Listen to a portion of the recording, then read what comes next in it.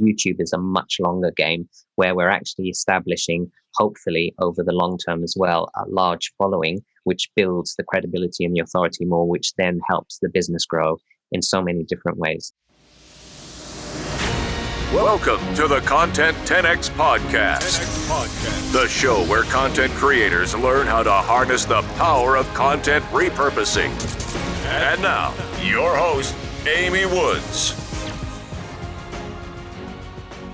Hello and welcome to this week's episode of the Content 10X Podcast. This week, I have a fantastic guest, Tamer Shahin, and we're talking about embracing video content. Now, Tamer is a client of ours at Content 10X, and we absolutely love working on his awesome videos. Tamer is a serial entrepreneur, an investor, a business coach, and mentor. And his coaching business is called CEO Entrepreneur. He helps transform entrepreneurs into CEOs and small businesses into global companies, but without stress and overwhelm. Tamer, welcome to the show. Hi, Amy. It's great to be on the show. Thank you for having me on there. No, thank you for coming on. So that was a fairly brief introduction, because I know there's a big introduction that we could do, because you've had such an interesting life, as we were just talking about before I hit record. But I love what you do, CEO Entrepreneur. So helping people, helping businesses to become bigger in scale, but without stress and overwhelm. And I wondered if we could first kind of, I guess, go back, and if you could tell us a little bit more about your background and how you got to where you are today. Okay. Wow. That's a loaded question. So, very, very, very quickly, I'll try and sort of rush through this very quickly. I started off as an engineer in academia. I was sort of a lecturer at university, moved away into sort of consulting, moved into sort of advising government in the UAE. I moved to the UAE and advised government. I left the education system as a lecturer because I thought that the academic system was failing us as a sort of a modern world. So I thought, let me go and try and fix it in government. So I went into government, advised ministers in the UAE, and ran the day-to-day program for national productivity, to improve productivity in all sectors. So there I sort of looked at different businesses, small, medium, large, to see what worked, what didn't work. I also ran some of my own businesses on the side and invested in others. Pretty soon after that, I saw this tiny company that I'd invested in, and I sort of decided to sort of leave everything. And everyone said I was crazy because I was earning a sort of a high six-figure salary per annum. And then so I had like an amazing lifestyle, villa, swimming pool, Ferrari, the whole works. Left all of that, went into this tiny company of 3 people and sort of built it from the ground up. I'd already scaled several 7-figure businesses already, but this was the one that I sort of went in all in and sort of said, let me just do this. Full time, and within 18 months we grew it to $100 million business. It was a global influencer in the space of digital health, and everything was going fantastic. And this is where the sort of the but happens. But on a big but, we delivered an 8-figure project to a huge client, strong client, successfully, and they ended up changing their administration 3 days after we delivered the project. And they turned around and they said to us, we're not honoring any past contracts, and they didn't pay us a penny. And we were absolutely like screwed, pretty much, if I can use this word. So we had owed a lot of money to subcontractors. We had promised a lot of things to a lot of people, and I ended up not being able to pay anything. My business partner in Dubai had signed checks to subcontractors, and in Dubai, when you sign a check to a post-dated check promising people money that bounces because we couldn't pay it, we thought we were going to get paid, we couldn't pay. He ended up getting arrested because the person who signs the check is personally liable, even though if it's a business, a limited liability business check, it doesn't matter. The person who signs the check is liable. So I had to like rummage around, run around, basically fire everyone across the world, try and bail him out of prison, try and get him out of the country. So I saw the glitzy, glamorous side of Dubai, and then I saw the sort of the underbelly of how bad things could really get. Thankfully, we got him out, came back to the UK. I started up another tech company which got funded an innovation award, and gave a TEDx talk. And everyone at that point said, hey, wow, Tamer, you're doing fantastic. You've got yourself back up on your feet. And this is where it comes to where we come in and CEO entrepreneur.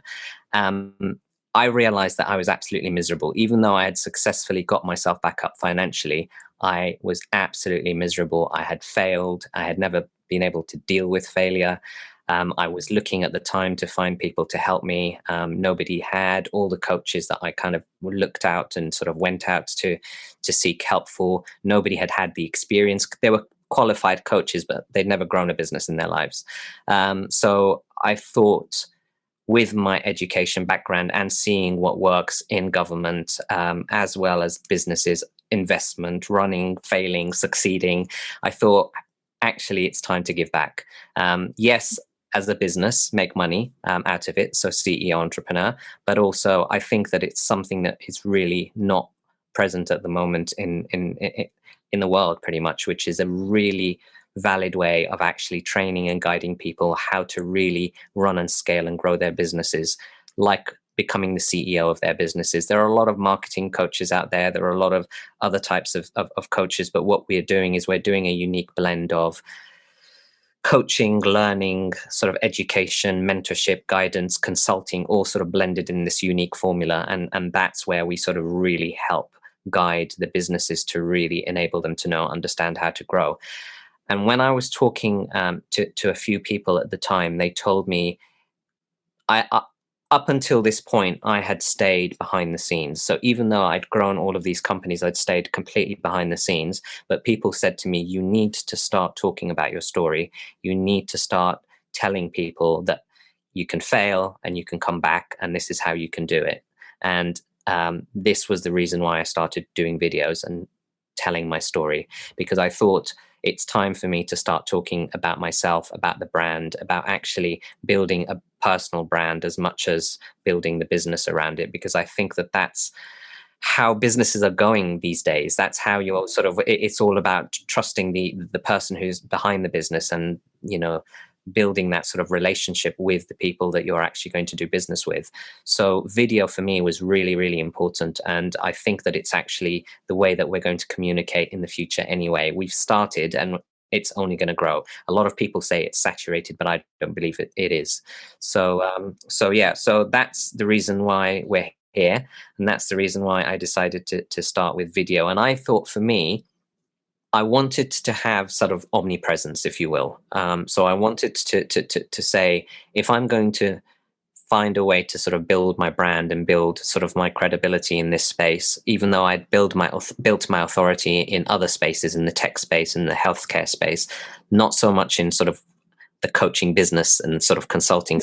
If I was going to do that, I needed to be searchable on Google, indexed, found in different places. And the only way to do that was to do it through making sure that you've got both articles, you've got social media, you've got video, you've got a lot of these things. And I wasn't going to sit there and do all of them, because you have to sort of run and grow a business. And if we practice what we preach, we're not going to do everything ourselves. We're going to basically focus on the things that add value to the business, and then let other people repurpose that content for you. And for me, talking on video was easy.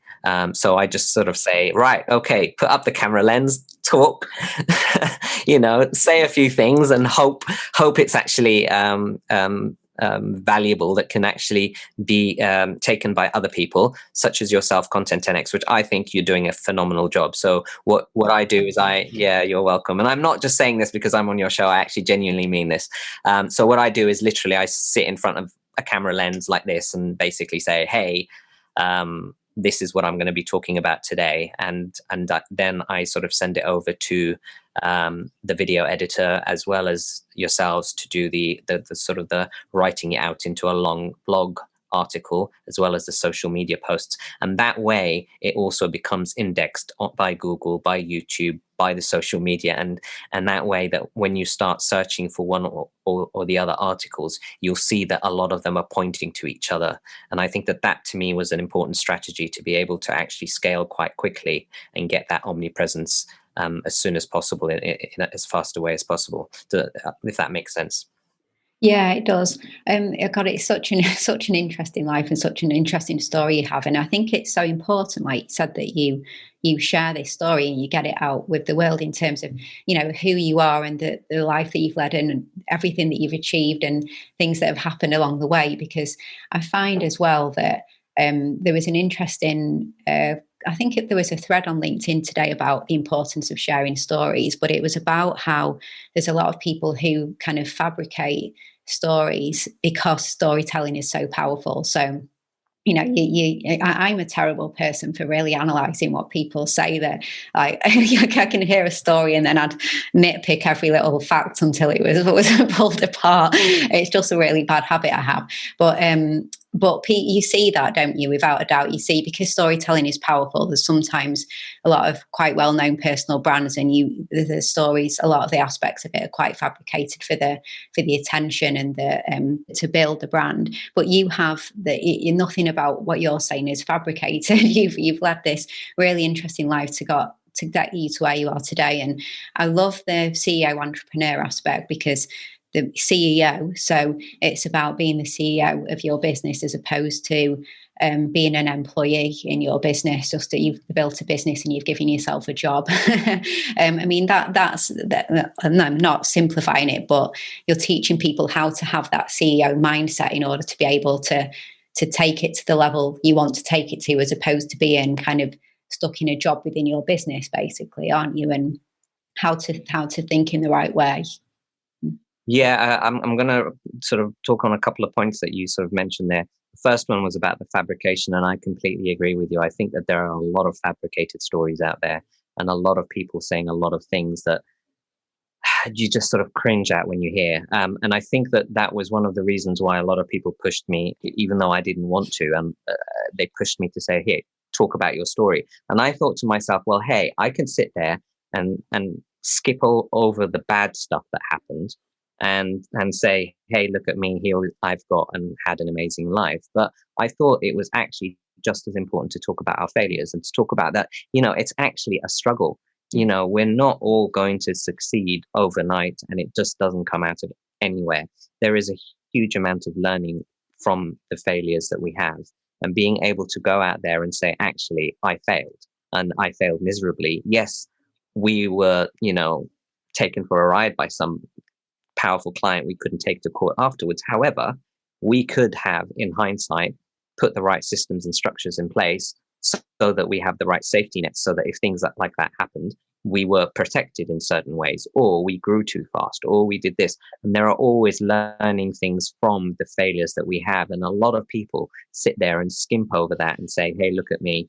And I just thought that that's just sort of turns me off every time. And I thought it's about time that we actually started talking about, hey, we're people, we're human, we fail.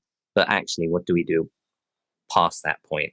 And then, when you talk about the CEO of your business, I think that that's absolutely, that CEO mindset for me is the critical aspect of understanding how you can really run a company if you want to get that sort of financial and time freedom that people really want. Because everyone goes into business with the dream of this financial freedom, being able to be flexible with their time, do what they want when they want, and they end up, like you said, being an employee in their own business with themselves as the crazy boss, working themselves like 80 hours a week where you didn't want to do 40 hours a week for someone else.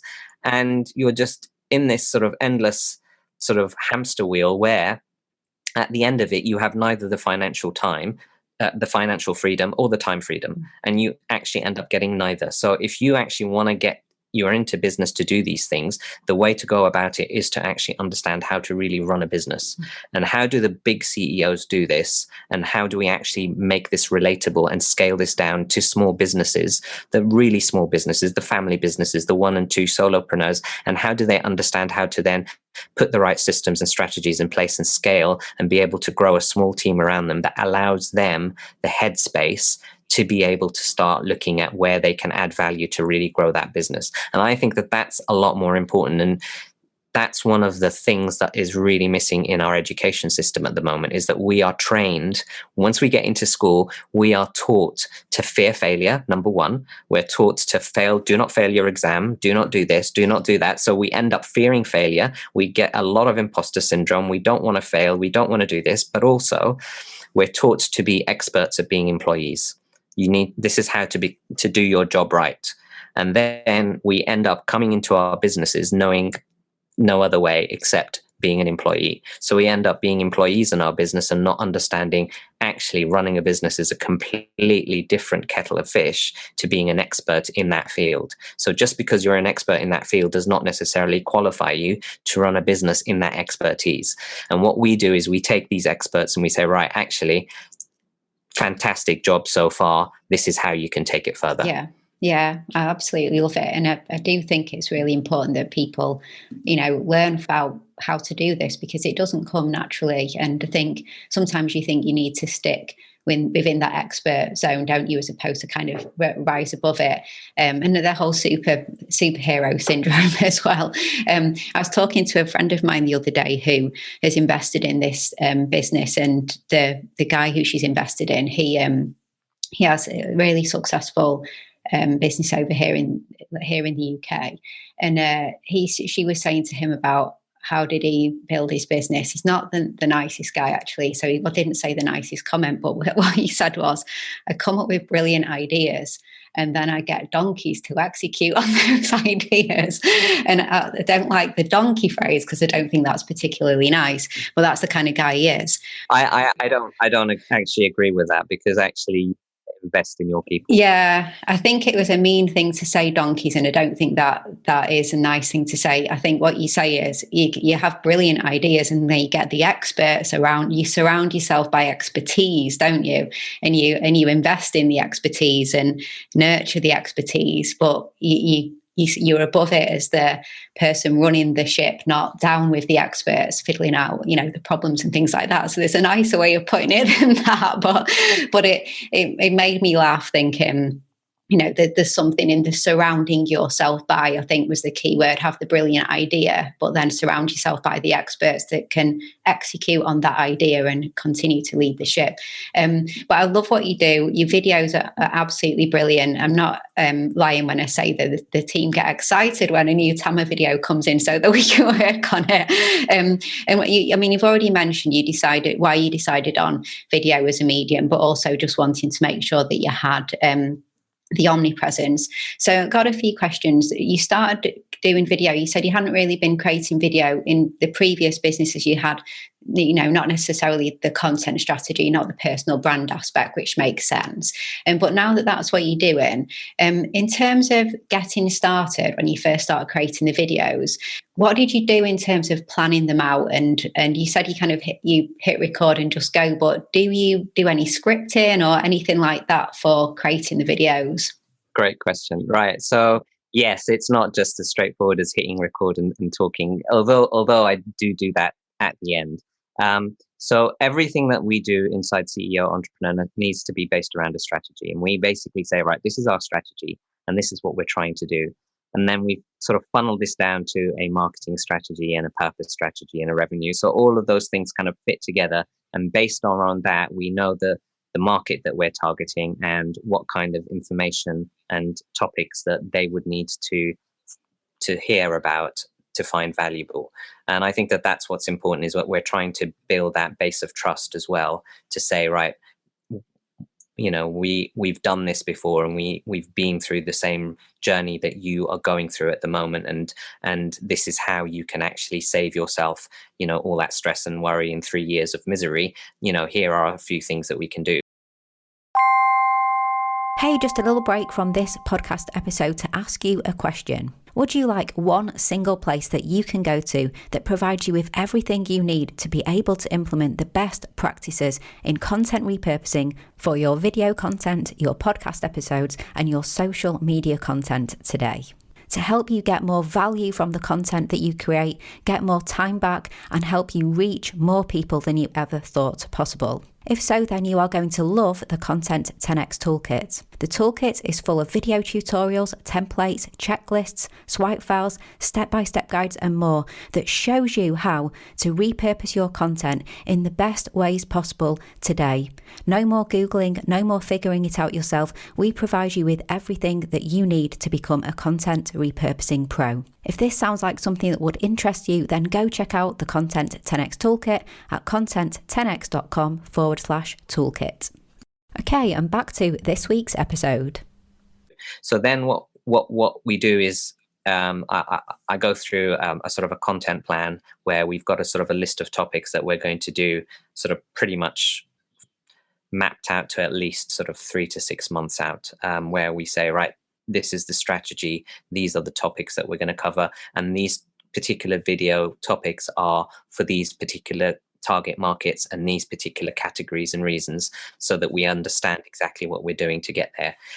How we do it, I'm actually going to do on my YouTube channel, and a lot of people have been asking me, is actually they've been saying, please tell us how you go through your workflow. So I'm actually going to do a series of them to actually go through the workflow. But just very, very quickly, I actually have interns. So I practice what I preach. I don't actually sit there and sort of try and do everything myself. So initially I came up with topics myself, but now I've got interns who will help and go and do the sort of the keyword research, the topic research, and they'll come up with some suggestions. That will then go to a person who then comes up with a set of bullet points as a sort of an outline of a script with the keywords and the tags and the title all set up before I even sort of hit record. I sort of have a look at that, and I sort of put my own kind of twist on my expertise, my sort of experiences and what I feel. And then I sort of look at it, and then I've got sort of an outline for myself. So I don't write a script out. And then that's when I hit record, and then I just speak. And usually I will speak per sort of bullet point. So I'll have one, I'll sort of say, right, here's a point that I'm going to speak about, hit record, talk about it, stop, look at the next point, say, right, okay, talk about it, hit record, stop. And then I'll send like those files to my video editor, who will then sort of put them together, send them to you. And you then do sort of work your magic and come up with all the other sort of assets. Cool. And there's a real focus. The videos, I mean, they're edited brilliantly, and they're really, the top YouTube quality type videos, aren't they?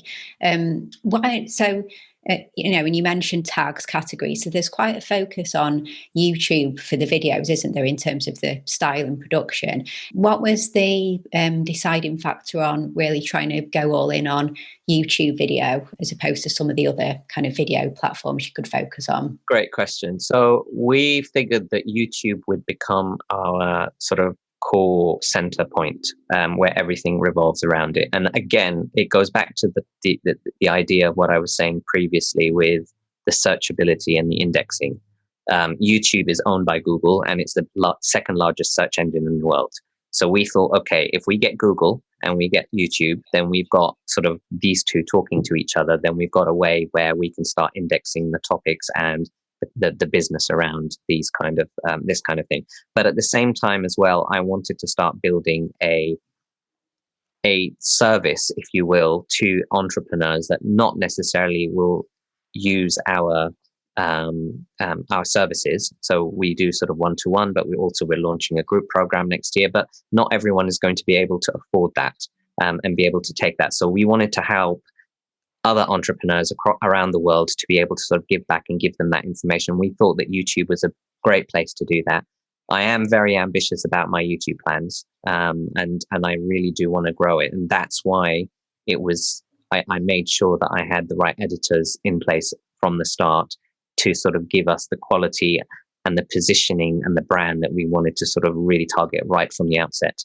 So yes, we hit record, but there's a whole lot of planning and strategy that goes on before we ever hit that record button. Yeah. And I mean, I agree with all of the reasons for YouTube, and you have to be patient, don't you, with YouTube? And I guess everybody says that, don't they? It's a long game, but it's worth it. And there's the longevity there of the fact that, of course, it's not social. It's search, and everything will be there for whenever people use those search terms and find it. But you're doing really, really well. Are you pleased with the traction that you've been gaining with the content? I have been absolutely blown away by the sort of the response of people. Actually, my latest video, I'm actually been completely blown away by. I've just released it yesterday, and we've had 39 comments at last count on the video yesterday, which is pretty amazing. So it's not only the views and the subscribers that we're getting, but it's actually the community that we're building and the engagement that we're getting, even on YouTube. And I think that is fantastic. We've just hit 300 subscribers. The channel is a baby channel. I think it's about 4 months old. And we've got 300 subscribers, which, if we sort of measure it up against other YouTube channels, on average, we're way ahead of where most people would be 4 months into their YouTube sort of age, channel age, if you will. So yes, I'm absolutely blown away by it. And it is a long game. I was not expecting this to take off so quickly and so in that manner. And one of the things in business that I keep telling people about is that business is not just about trying something and leaving it and sort of like seeing that it doesn't work and, trying it for a little while and going and trying something else. If you're going to go and do something, you need to be consistent, and it needs to be measured, and it needs to be sort of frequent, and that you're optimizing as you're going through, but that this is the long game that you're playing, whilst elsewhere you could be playing the short, medium games in other places. And that's where we sort of then start taking the repurposing side that you do, where you put things on LinkedIn, you put things on Facebook, you put things on Instagram, and these, specifically the LinkedIn, for example, are targeted towards lead generation. So we know that already immediately, if we're looking at short-term gain, we're looking at that particular aspect, whereas YouTube is a much longer game, where we're actually establishing, hopefully over the long term as well, a large following, which builds the credibility and the authority more, which then helps the business grow in so many different ways. So there's a whole bunch of things of why we're doing this, and that's why it was crucial for me from the beginning to make sure that I had the right team, whether they're internal or outsourced, such as yourself. And I just wanted to make sure that everyone in place was doing what they needed to be doing at the level that I wanted it to be done at. Yeah.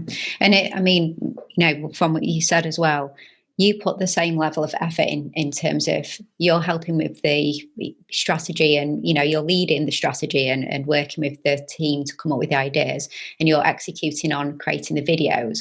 Well, then everything that's happening after is due to the systems that you have in place. So whilst you're building your YouTube channel, you're doing lead gen on LinkedIn, and you're starting to grow on the other platforms, but the effort from you can sort of kind of stop at the end of hitting that stop record button, can't it? Because that's when the system kicks in, and then everything takes over. After that, you have to focus on creating the next great video. Absolutely. So the idea is, and we're not quite there yet, so we have to be sort of, it's still a growing game. The idea is literally, I will come in, I will sit down, in front of me will be a bulleted sort of outline of a script with the sort of the topic, and I will then sit there for a few minutes, put my own experience, my own twist on it, hit record, do it, send it over, and that's it. And then I don't see anything after that from that point forward, and I can go and get on with growing the business elsewhere until the next time. But actually, it's not just that. We do it as a batch record, hopefully. So what we'll be doing then is we'll be getting a whole bunch of videos where I sit down on one day or one afternoon, get it out of the way, and that's done for the next couple of months. And that will be good for you as well, so I don't have to sit there and follow your deadlines. Well, the utopia is when you do that, isn't it? And you put aside a morning or a day, and you just do all these videos, and then for the next month or two, you can carry on running your business, knowing that every single week, everything that you did in that one day is just running like clockwork. But that's the utopia, isn't it? As you and I both know, like that's what we hope for. It is, but I'm actually we're close. We're really close. We've got the right systems at the moment in place, and we're getting the topics done in place, and I think that we're not quite there yet, but we're very, very close. And once we are, that's when that workflow series is going to come out, and I'm going to sort of show exactly what we're doing and how we're going by one. Yeah. Yeah, no, I know, and that would be fantastic. So the success that you've had, and I agree with you, you are doing absolutely fantastic. I mean, like, it is such a young channel on YouTube, and you're doing so well, and the content is doing really well everywhere. It's a combination of the thought that you're putting into it, the strategy, the research, knowing who you're talking to, why and how, and also you are just absolutely great on camera. Really good videos, really entertaining. But really, I hate saying value add, but like really valuable, and entertaining at the same time, and engaging, captivating. So question I have for you, last question, is for somebody who's thinking about getting started with video and they're worried about their on-screen presence and confidence, and just like pressing record and it being a bit scary, what tips do you have for just having the presence that you have, the confidence and the presence that you have, and how did you hone that? That's a really, really good question, and I'm going to answer it in an unexpected way, I think, at least. Because I think there was a point where I did not want to do video because I had imposter syndrome. And I thought, who am I to do video? Even though I had like $100 million company, I thought, still, I'm not as good as those YouTubers, or I'm still not as good as those people that will do this or do that. And I struggled a lot to sit in front of camera and actually talk and actually do videos. And there are times, even now, once we've started these videos, there are times where I will struggle to actually sit down and record a session for a particular video. And my response to you is, it's actually all about mindset. It really is all about you just believing that actually you can do this. And once you have that knowledge that inside that, I can do this, it's actually not as hard as people say. I just need to sit there and just pretend this is my friend, or pretend it's a client. Because actually, when you are sitting in front of a friend and talking to them, or sitting in front of a client, and you've got no other option but to talk to them, you're not going to sit there and sort of like freeze. You're just going to talk, and you're going to do it. And just that's what I do. I just say, look, it's just, I'm talking to a client. So, and I know who that client is, and I just look at the camera and I just pretend that that person is the client. The other thing that I do is I ask myself a question in my head. What would that, it's as if that person is having a conversation with me. So they will say, okay, so Tamer, why would I need strategy in my business? And then I'll say, all right, so this great question in my head. The reason you need strategy is this and this and this and this and this and this. And it's as if you're just answering that question. So if there's anything, just have that mindset, ask yourself a question that someone would ask you, then just go, switch on the camera and go. Yeah. Yeah, mindset is just everything, isn't it? It's everything. You could answer that. There's so many areas, but I couldn't agree with you more. Like, what is holding you back often with video, it is that feeling that if you can overcome the mindset aspects, you can get over most of it, can't you? Really, really can. Yeah, I know it sounds cheesy and overused and all of that, but it's actually really, that's what it boils down to. And it boils down to mindset pretty much everywhere in your business, in your life, everywhere. Yeah. Yeah. Oh well, I couldn't agree more. And obviously, you've mastered that, and you know what to do to talk yourself around if you feel like mindset's getting in the way as well, which is very important, isn't it? Recognizing when this is a mindset thing, and it happens to everyone, doesn't it? Like you said, whether it can happen to you at the top of your game as much as when you're feeling like you're the other end of the spectrum. So it's always there. Well, this has been such a great conversation, Tamer. Really, really enjoyed it. So where would you like people to reach out to you? Obviously subscribe to your YouTube channel and come over and comment, but yeah, where can we send people? Any next steps you'd like people to take? Yeah, so please come and subscribe and like and comment on the YouTube channel. It's CEO Entrepreneur. I'm sure that you'll put it in the description. But also we've got our website there. It's ceoentrepreneur.com. If you're interested, there is a free quiz there that if you take the quiz, it will run you through what your biggest challenge and blocking sort of challenge is in your business, and it will give you a customized report for free. So that's something I would advise people to do on our website. Thank you. Thanks, Tamer. That's great. So I will put links to everything in the show notes. Yeah, thank you so much for coming on. It's been great. Thanks, Amy. It's been absolutely fantastic. Thanks for having me on the show.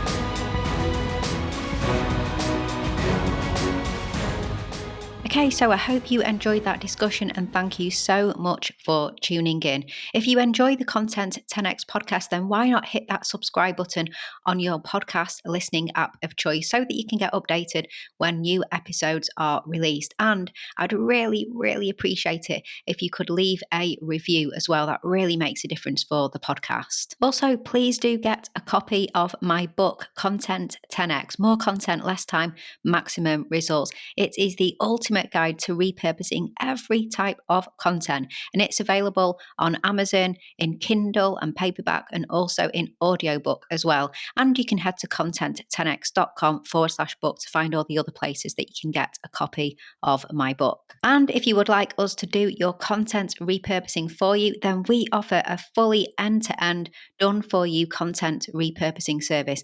This is for podcasters and video content creators. We have our Podcast 10X, Video 10X, and also our specific LinkedIn 10X service, helping you to become the leading authority in your industry on LinkedIn. You can find out so much more about our services on our website. And also, please do give me a follow on the social media platforms. I share lots and lots of tips and advice on social media about content repurposing. I'm at Content 10X on Instagram, Facebook, Twitter, and if you try content10x.com/LinkedIn, you'll find my LinkedIn profile over there as well. All that's left to say is thank you so much for listening to this week's episode, and I'll catch you in the next one.